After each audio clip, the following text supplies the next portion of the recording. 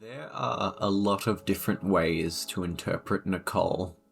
She's a sociopath, a traumatized teenager pretending to be a sociopath. She's a feminist icon.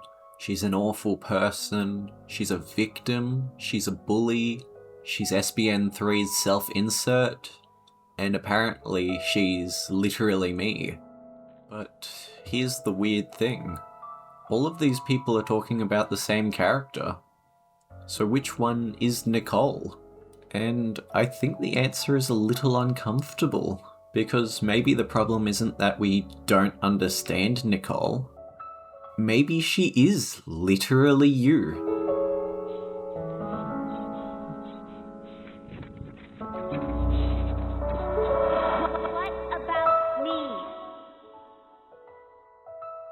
In my previous video, I talked about how Nicole evolves throughout the Class of '09 series. Not just in the sense that she gets meaner, but that her entire relationship with cruelty seems to change. Early on, Nicole is mostly apathetic. The world around her is horrible, and her response is basically, yeah, that's about right. But as the series continues, that apathy becomes increasingly antagonistic. Nicole doesn't just think people are awful anymore, she starts actively making them miserable. And I wasn't the only one who noticed this. When I made that video, the comments actually made me think, and revealed something more interesting than whether Nicole was just getting crueler. People disagreed about what cruelty meant.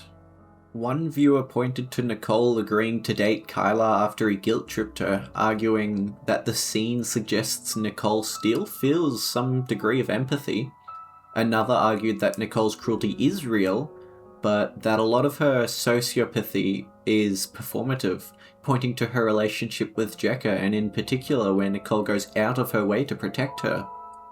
And another viewer made a similar argument, saying that Nicole's cruelty isn't necessarily the problem, and that the problem is that she still seemed to have a limit to that, especially when it came to Jekka. And that's what caught my attention. None of these people are necessarily arguing that Nicole is a nice person. They're arguing about where her cruelty ends. One person sees empathy, another sees performance, and another sees genuine attachment. They're all looking at the same character and seeing something different.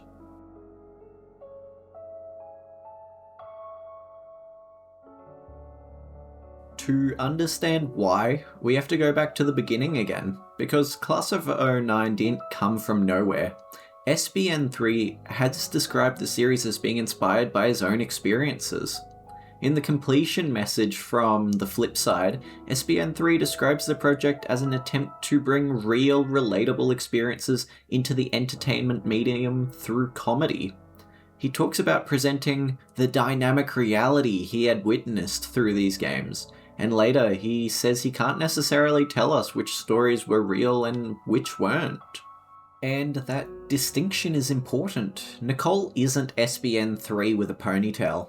Class of '09 isn't an autobiography by any means.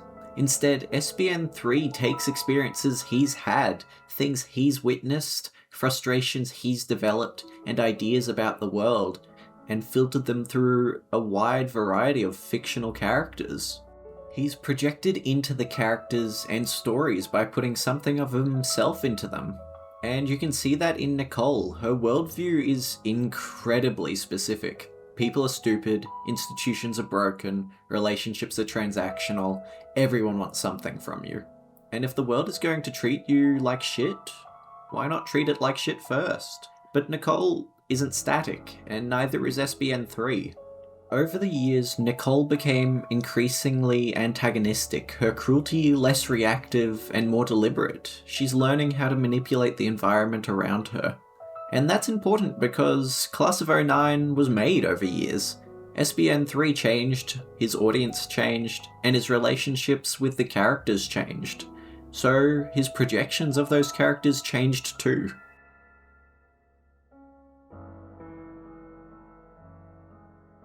But SBN3 isn't the only person projecting onto Nicole and various other characters. because the moment Class of '09 left the hands of its creator and entered the hands of its audience, Nicole became a mirror.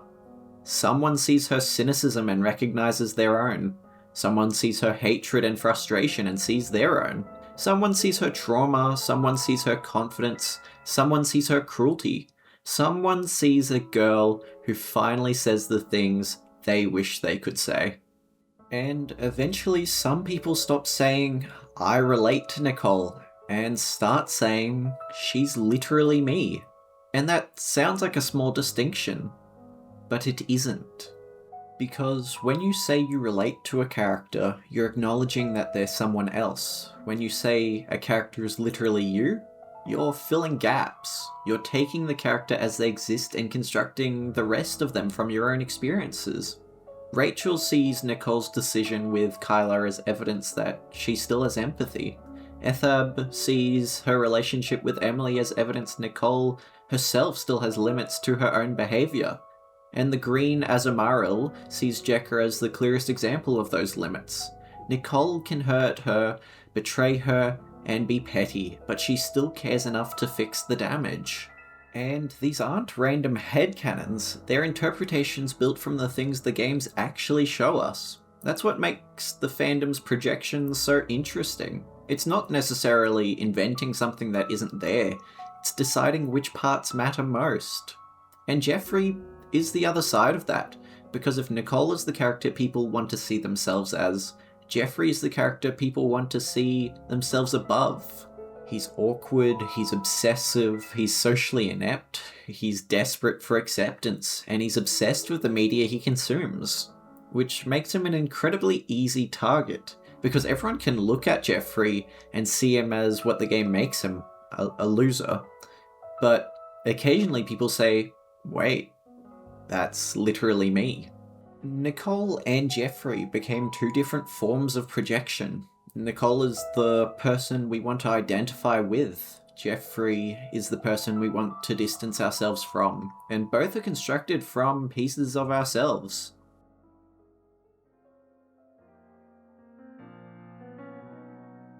And this brings us to the most important thing SBN3 says about Class of '09. He originally expected the games to be played by people around his own age, people who remembered and related to 2009. But that didn't happen.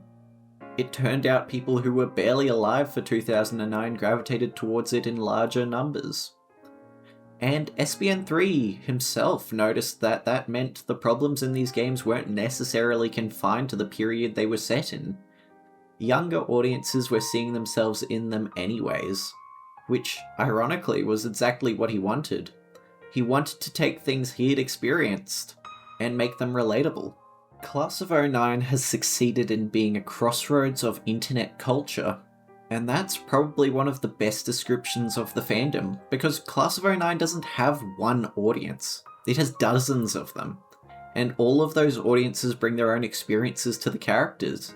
It's why Nicole can be a sociopath, a feminist, a traumatized teenager, a bully, a victim, and a role model, because everyone is looking at a slightly different reflection.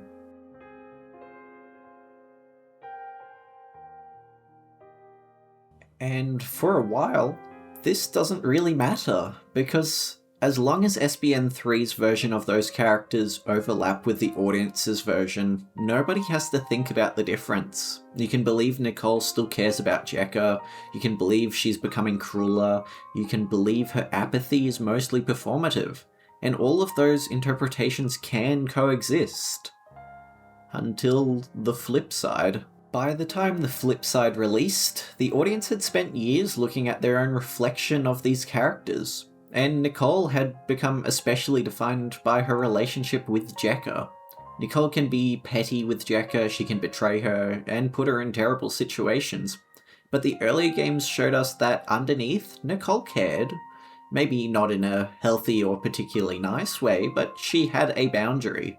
She gets herself involved with the counselor to protect Jekka, and she intervenes when Crispin or Jeffrey appear, repeatedly demonstrating that Jekka does actually mean something to her. But the flip side removes that boundary, and I've discussed why I think this occurred in my previous two videos.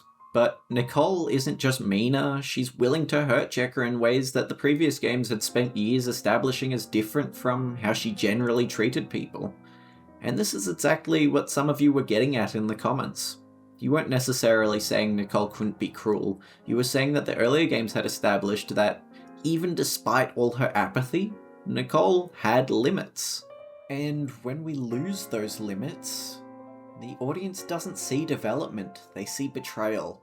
And this is where that phrase, "that's not Nicole," becomes really interesting. Because what does that actually mean? Does it mean Nicole would never do this? Or the Nicole I've constructed would never do this? Because those aren't the same thing. SBN3's Nicole was allowed to evolve as SBN3 evolved, but the Nicole in someone's head doesn't automatically evolve with him. And that's a fundamental projection. You can project yourself onto a character, but you can't control what the creator does with them. And when the creator's version and the audience's version finally diverged, somebody is going to feel like they've been betrayed, for better or for worse.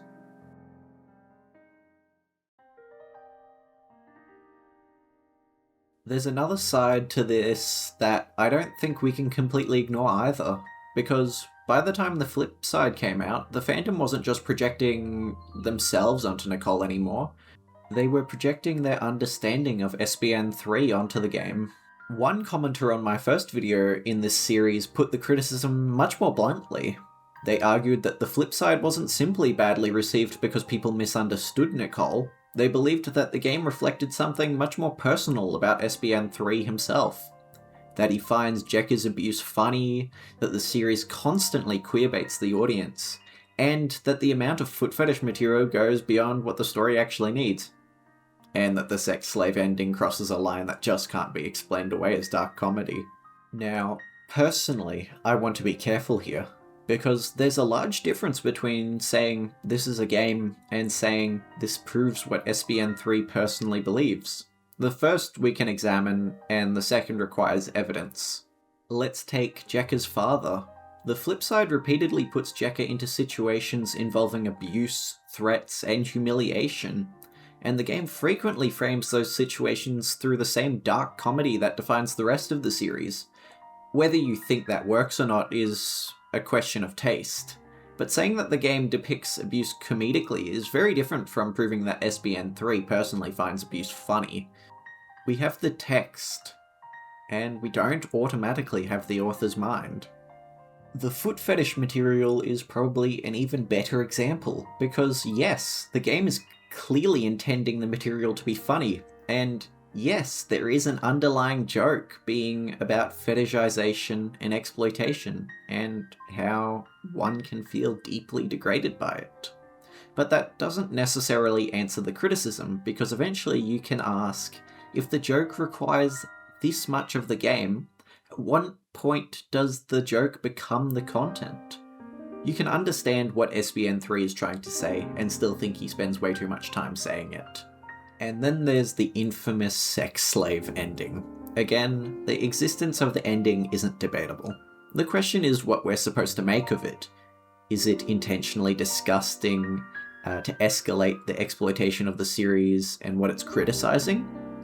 Is it dark comedy? Is it deliberately provocative? Or does the scene simply go so far that the intended satire stops mattering?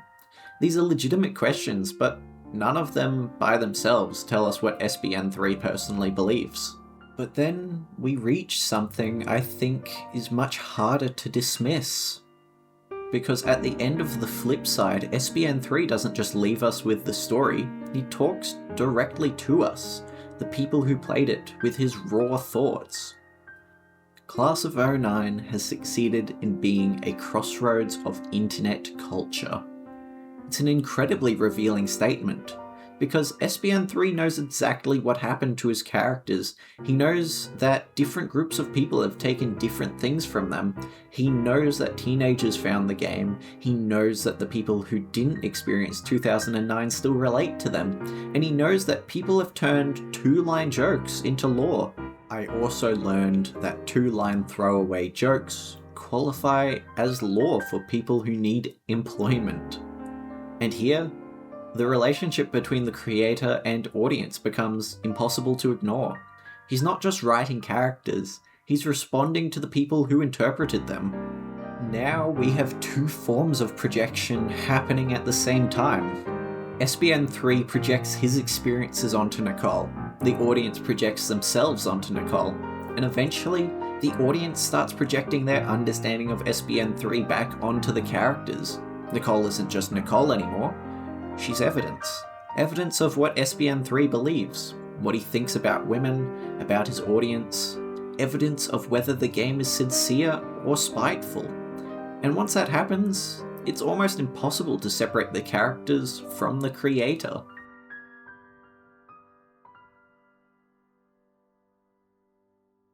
And that's why I don't think the story of Class of '09 is simply about whether Nicole became a better character or a worse one.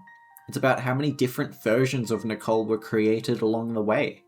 There's the Nicole SBN3 experienced, the Nicole SBN3 wrote, the Nicole each individual fan sees, and then there's the Nicole the fandom collectively created. But eventually there's another Nicole. The Nicole people used to understand SBN3 himself. Maybe that's a reason why the flip side became so controversial, because people weren't just being asked to accept a different version of Nicole. They were being asked to confront the possibility that the person behind her had changed. Or maybe they'd simply misunderstood him all along. SBN3 projected his experiences into Class of '09. We projected ourselves back into it. And eventually we started projecting our understanding of SBN3 back onto that work. Everyone was asking the same question. What about me? What about my experiences? What about my interpretation? What about the characters I saw? What about the creator I thought I understood? And somewhere along the way, we all started arguing over a character that none of us ever really owned.